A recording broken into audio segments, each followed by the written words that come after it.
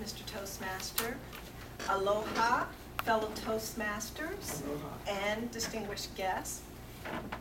Aloha and aloha. Thank you. I'm sorry I don't have one for all of you.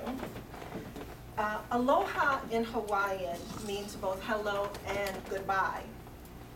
Hello to Converse and Levi's during summer for me, and goodbye because they were only for Honolulu and left behind at the end of summer.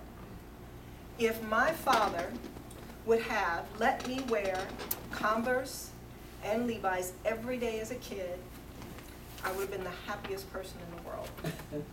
I thought boys were so lucky. They had such great clothes. Converse tennis shoes. You had a choice, either black or white. They were the coolest tennis shoes. NBA players wore them. And Levi's, there wasn't any other jean in the world. Cardboard, stiff, dark navy blue jeans. There was a ritual when I got a new pair.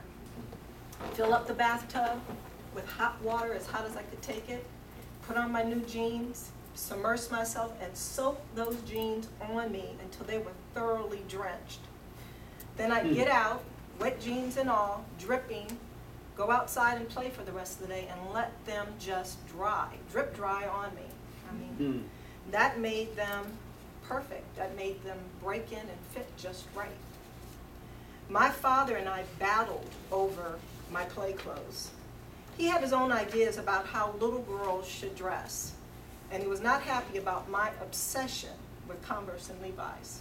So, to assist him in assuring female order and discipline in my youthful life, I attended St. Albert's Catholic School, which meant uniforms, wool jumpers hemmed at the knee, pressed white shorts, shirts, bow ties, beanies, white socks turned down, and hard black leather lace-up shoes.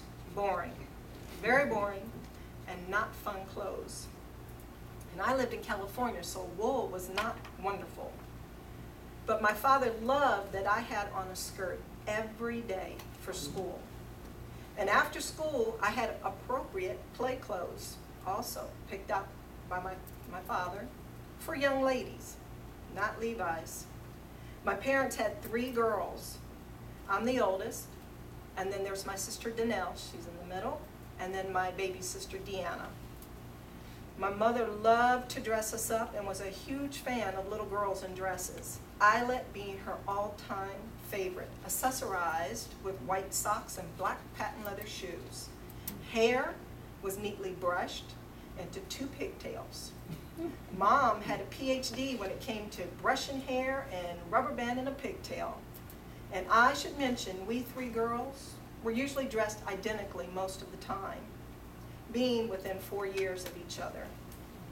My mother also had us girls looking so pretty, neat, and clean, like little ladies. But there was a big problem. I was a tomboy. I didn't really like being in a dress all the time. Really not at all. I did try to stay neat and untorn when Mom dressed us up. My little sisters lacked concern for my mother's hard work to get us all prepared and so pretty. There just wasn't one girly girl out of the 3 of us. Shirts, Levi's, braids, that's where I wanted to be. If I'd spent my summers on the mainland in California, the dress code would be very much like the school year, minus the wool. When lucky to get out of a dress and into pants, there would have been a neatly pressed pair of slacks that had been neatly coordinated with a pressed shirt. Complete opposition to my summers in Hawaii. Aloha summer. I love summers off the mainland with my abuelita Lopez and my abuela Lacia. They indulged me. They gladly took me shopping each day for a pair. They gladly took me shopping each summer for a pair of black high-top Converse and Levi jeans. Then my Aunt Victoria, she would save my cousin Dean's soft faded old Levi's and hand-me-down gently worn t-shirts and the summer swimsuits that my mom packed. I used those as underwear for the entire summer. Now, these clothes were fun. Oh, and the hair, no braids in Hawaii. My hair was let down, and by the end of summer, it was bleached, highlighted, some strawberry blonde, and a wild, curly, tangled mess ran down the length of my back. My skin was unlotioned, tanned, and burnt red, brown, and freckled. Dean, my cousin, was my best friend, and he was happy to assist me in acquiring scabs, stitches, and open cuts. It wasn't unless I was bleeding very badly that we bothered to go home for any repair, because we would just get in the salt water, and that was great for bruises and cuts. The end of summer, aloha summer, meant leaving all my fun, favorite clothes. My father would just throw them away or put them in the fire if I brought them home. I was really irritated by that. But today, I really appreciate him. My dad's master plan was for me to have balance, which he gave me my yin and yang. And my abuela and my abuelita, they were my partners in crime to get my clothing contraband. But my father was completely aware and allowed me my obsession for the summer. I still love my Converse and Levi's, but I also love doing the girl things, which my husband appreciates. Matthew, sir.